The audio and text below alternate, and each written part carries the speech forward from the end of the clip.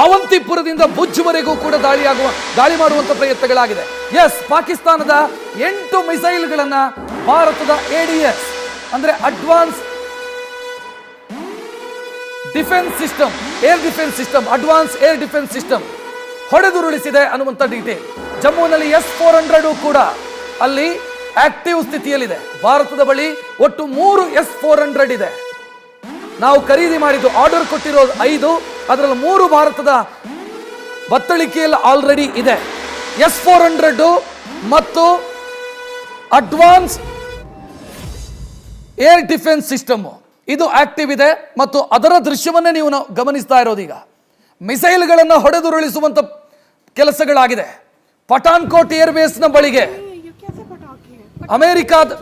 ಪಾಕಿಸ್ತಾನದ ಯುದ್ಧ ವಿಮಾನ F-16 ಅಮೆರಿಕ ಕೊಟ್ಟಿರುವಂತ ಯುದ್ಧ ವಿಮಾನ ಇದು ಬಂದಿತ್ತು ಅನ್ನುವಂತ ಮಾಹಿತಿ ಇದೆ. ಅದನ್ನ ಹೊಡೆದುರುಳಿಸಲಾಗಿದೆ ಅನ್ನೋ ಡೀಟೇಲ್ ಕೂಡ ಲಭ್ಯ ಆಗ್ತಾ ಇದೆ.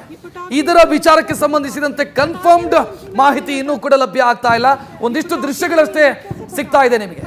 ಇದರ ಜೊತೆಗೆ LOC ಯಲ್ಲಿ ಶೆಲ್ಲಿಂಗ್ ಆಗ್ತಾನೆ ಇದೆ, ನಿರಂತರವಾಗಿ ದಾಳಿ ಆಗ್ತಾ ಇದೆ. ಸಿವಿಲಿಯನ್ಸ್ ಅನ್ನು ಟಾರ್ಗೆಟ್ ಮಾಡಿ ದಾಳಿ ಮಾಡುವಂತ ಪ್ರಯತ್ನಗಳಾಗ್ತಾ ಇದೆ. ನ್ಯೂಸ್ ಫಸ್ಟ್, ನಿರ್ಭೀತಿಯಿಂದ ನಿಮ್ಮ ಪರವಾಗಿ.